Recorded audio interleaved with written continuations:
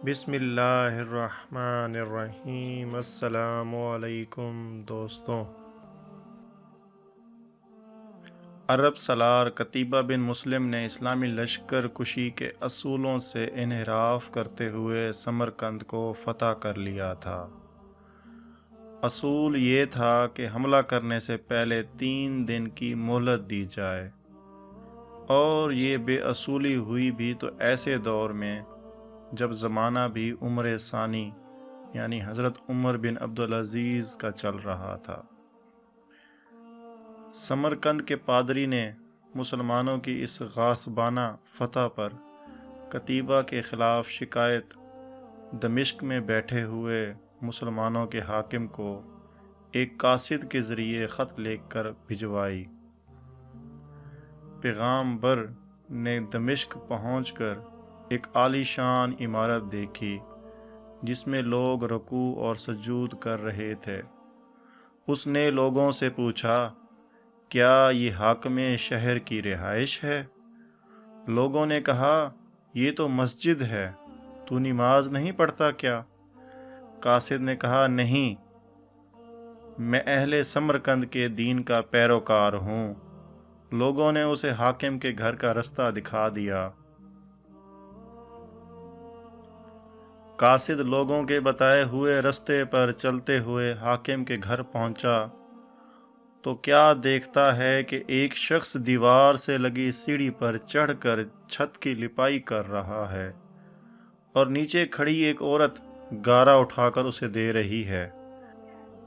قاصد جس راستے سے آیا تھا واپس اسی راستے ان لوگوں کے پاس جا پہنچا جنہوں نے اسے راستہ بتایا تھا۔ اس نے لوگوں سے کہا، میں نے تم سے حاکم وقت کے گھر کا پتہ پوچھا تھا، نہ کہ اس مفلوک حال شخص کا جس کے گھر کی چھت بھی ٹوٹی ہوئی ہے۔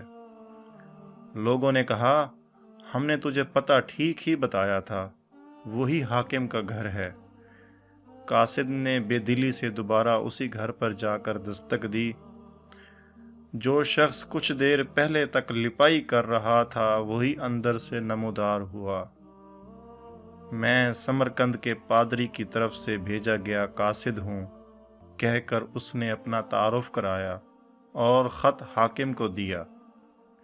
اس شخص نے خط پڑھ کر اسی خط کی پشت پر ہی لکھا، عمر بن عبدالعزیز کی طرف سے سمرقند میں تعینات اپنے عامل کے نام ایک قاضی کا تقرر کرو جو پادری کی شکایت سنے۔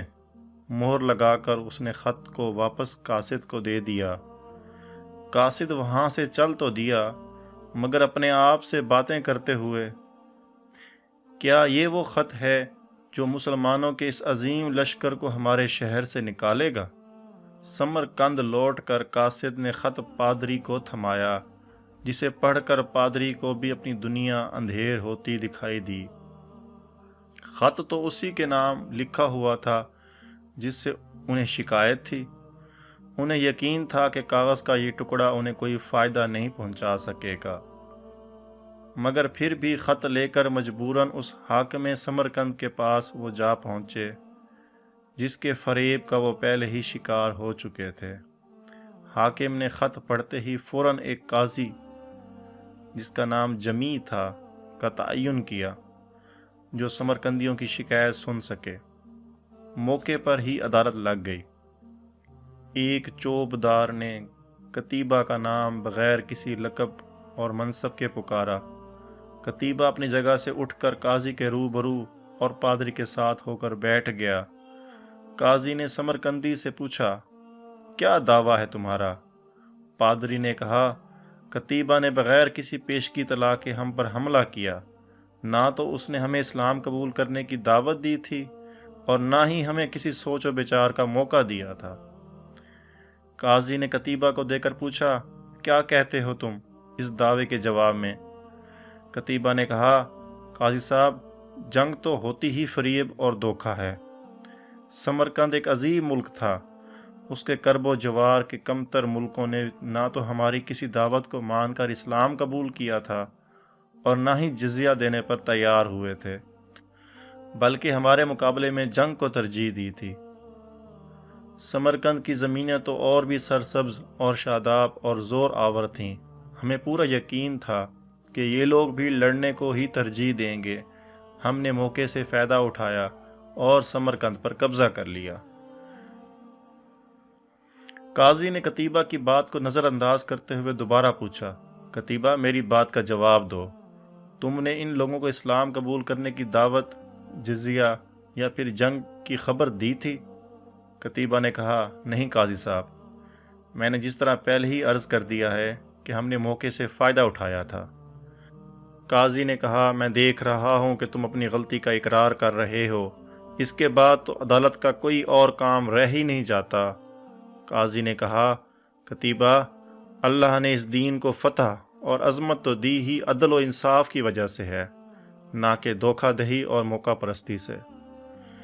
میری عدالت یہ فیصلہ سناتی ہے کہ تمام مسلمان فوجی اور ان کے عہدیداران بما اپنے بیوی بچوں کے اپنی ہر قسم کی املاک، گھر اور دکانیں چھوڑ کر سمرقند کی حدوں سے باہر نکل جائیں، اور سمرقند میں کوئی مسلمان باقی نہ رہنے پائے۔ اگر ادھر دوبارہ آنا بھی ہو تو بغیر کسی پیشگی اطلاع اور دعوت کے اور 3 دن کی سوچ و بچار کی مہلت دیے بغیر نہ آیا جائے۔ پادری جو کچھ دیکھ اور سن رہا تھا وہ اس کے لیے ناقابل یقین بلکہ ایک مذاق اور تمثیل نظر آ رہا تھا۔ چند لمحوں کی یہ عدالت، نہ کوئی گواہ اور نہ ہی دلیلوں کی کوئی ضرورت۔ اور تو اور قاضی بھی اپنی عدالت کو برخاست کر کے قتیبہ کے ہی ساتھ اٹھ کر جا رہا تھا، اور چند گھنٹوں کے بعد ہی سمرقندیوں نے اپنے پیچھے گرد و غبار کے بادل چھوڑتے لوگوں کے قافلے دیکھے جو شہر کو چھوڑ کر جا رہے تھے۔ لوگ حیرت سے ایک دوسرے سے سبب پوچھتے اور جاننے والے بتا رہے تھے کہ عدالت کے فیصلے کی تعمیل ہو رہی ہے۔ اور اس دن جب سورج ڈوبا تو سمرقند کی گلیوں میں ایک بھی مسلمان نہ رہا، اور سمرقندیوں کے گھروں سے آہو پکار اور رونے دھونے کی آوازیں سنائی دے رہی تھیں۔ ان کو ایسے لوگ چھوڑ کر جا رہے تھے جن کے اخلاق، معاشرت، برتاؤ، معاملات اور پیار محبت نے ان کو اور ان کے رہن سہن کو مہذب بنا دیا تھا۔ دوستوں، تاریخ گواہ ہے کہ سمرقندی یہ فراق، یہ جدائی چند گھنٹے بھی برداشت نہ کر پائے۔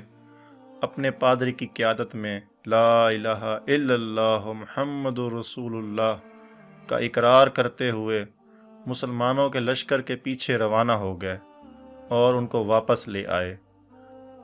اور یہ سب کیوں نہ ہوتا، کہیں بھی تو ایسا نہیں ہوا تھا کہ فاتح لشکر اپنے ہی قاضی کی کہی 2 باتوں پر عمل کرے اور شہر کو خالی کر دے۔ دین رحمت نے وہاں ایسے نقوش چھوڑے کہ سمرقند ایک عرصہ دراز تک مسلمانوں کا دارالخلافہ بنا رہا۔ یہ واقعہ شیخ علی طنطاوی رحمۃ اللہ علیہ کی کتاب قصص من تاریخ کے صفحہ نمبر 411، جو کہ مصر میں 1932 میں چھپی ہے، اس سے لے کر اردو میں ترجمہ کیا گیا ہے۔ دوستوں، آج ہم خود کو دیکھیں کہ ہم کہاں کھڑے ہیں۔ یہاں پر مجھے حضرت اقبال کا وہ شعر یاد آتا ہے کہ وہ زمانے میں معزز تھے مسلمان ہو کر، اور تم خوار ہوئے تارکِ قرآن ہو کر۔ دوستوں، امت محمدیہ کو بیدار کرنے میں اپنا حصہ ڈالیں اور میری اس کاوش کو آگے ضرور شیئر کریں۔ شکریہ۔